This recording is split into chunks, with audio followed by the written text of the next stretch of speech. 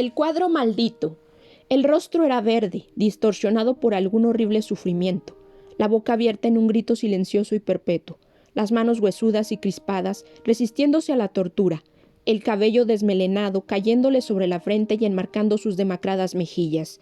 No era un ser humano, era un espíritu elementario, el más bajo en la jerarquía de los seres inmateriales, capturado para siempre en su desolación, atrapado en ese lienzo que un pintor de lo macabro había plasmado después de una noche llena de pesadillas. Fue el último cuadro del artista, quien perdió la razón poco después. Esquizofrenia, dijeron los médicos. Maldición, murmuraron las mujeres de la vecindad por pintar esas cosas tan espantosas, por querer dar vida a esos seres que uno no debe ni siquiera mencionar.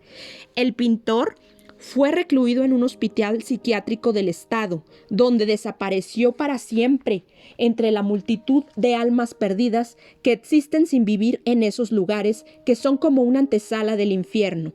Sus cosas fueron rematadas por el dueño de la vecindad para cobrarse los varios meses de renta que el malogrado artista le debía. Muchos de sus cuadros se vendieron por unos pesos, pero a el del elementario, no lo quiso nadie y su destino fue el basurero. Y fue ahí, mientras aguardaba ser llevado al tiradero, donde lo vio Sara, una joven artista plástica, fascinada por todo lo raro. Mucho después, ella juraría que no había encontrado el cuadro, sino que había sido al revés. El cuadro la había elegido a ella. La muchacha sacó el lienzo de la basura y se lo llevó a su estudio. Era un buen óleo, un elementario, algo nunca visto. Lo limpió cuidadosamente con clara de huevo y los tonos verdes de la cara doliente adquirieron nueva vida, demasiada vida, quizás. El cuadro del espíritu fue colocado en un muro a la entrada del estudio de Sara, que también le servía como sitio para vivir. Ella tomó la costumbre de quedarse mucho tiempo contemplando el rostro del elementario y no pocas veces sintió que los ojos se movían un poco, solo un poco, y se clavaban en los suyos como pidiéndole ayuda. En cambio, sus amigos pasaban de largo. No siempre es fácil enfrentarse a la imagen de una de estas criaturas. Hubo incluso algún supersticioso que juró que el rostro horrible lo seguía con la mirada. Durante unas semanas todo fue normal, pero las cosas cambiaron una tarde, cuando Sara estaba modelando en arcilla una escultura de un ángel que le habían encargado. Era un cliente importante y la artista sabía que de él dependía que ella se abriese paso hacia las galerías de arte. Sus manos trabajaban el suave material y entonces, casi sin sentirlo, comenzaron a crear por sí mismas. Después de una hora de estar en una especie de trance, Sara se dio cuenta, con una punzada de horror, que había reproducido exactamente la cara del elementario del cuadro. Deshizo su obra con movimientos frenéticos en un arranque de pánico. Detrás de ella, un andamiaje que cubría una gran escultura de un caballo por vaciar se vino abajo. Antes de que pudiese reaccionar, sonó el teléfono. Intentando calmarse, Sara contestó. «Señorita Domínguez», la voz del cliente sonó al otro lado de la línea. «Habla Madrigal. Siento mucho decirle esto, pero el patronato ha decidido cancelar el proyecto de la escultura del ángel. Dígame cuánto le debo por su molestia y envíeme el recibo a mi oficina».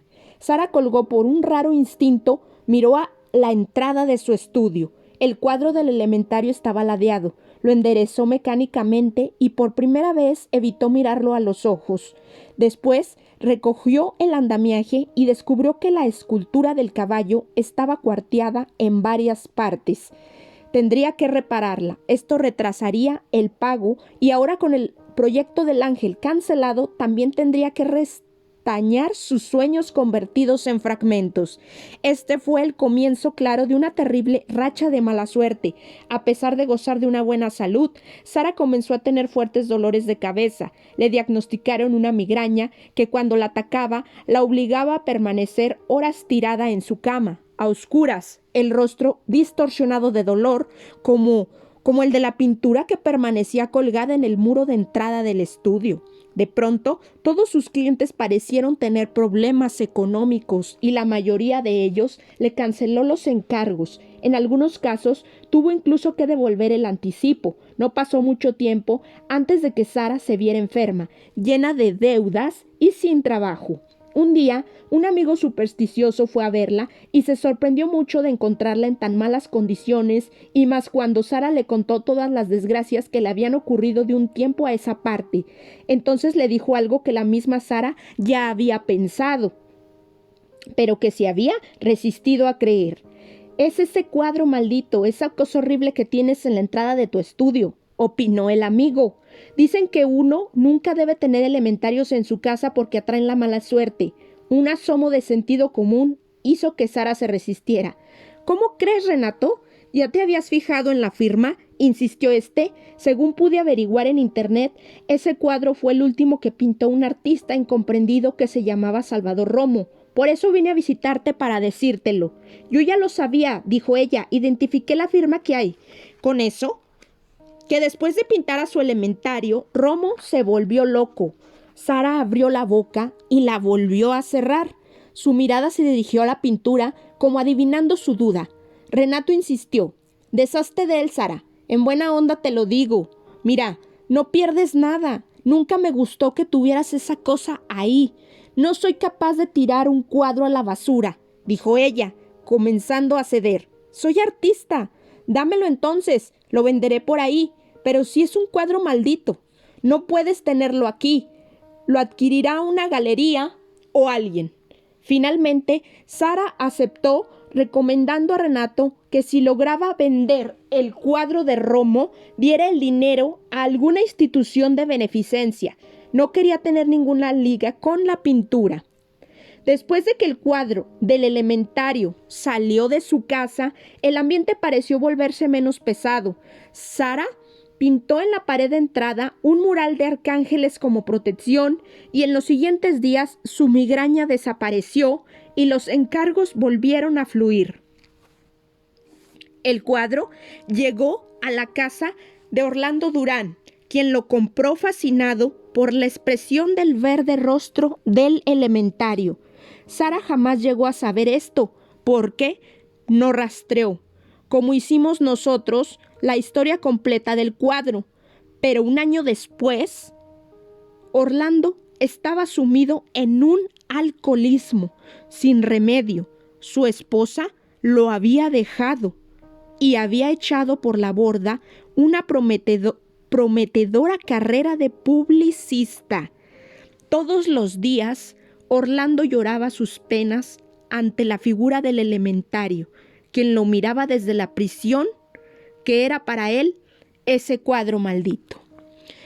En fin, esta historia también es muy interesante. Espero y les haya gustado. Es una historia no tan conocida, y es lo que yo quisiera seguir presentándoles. Historias que no son tan conocidas para que las disfruten aún más.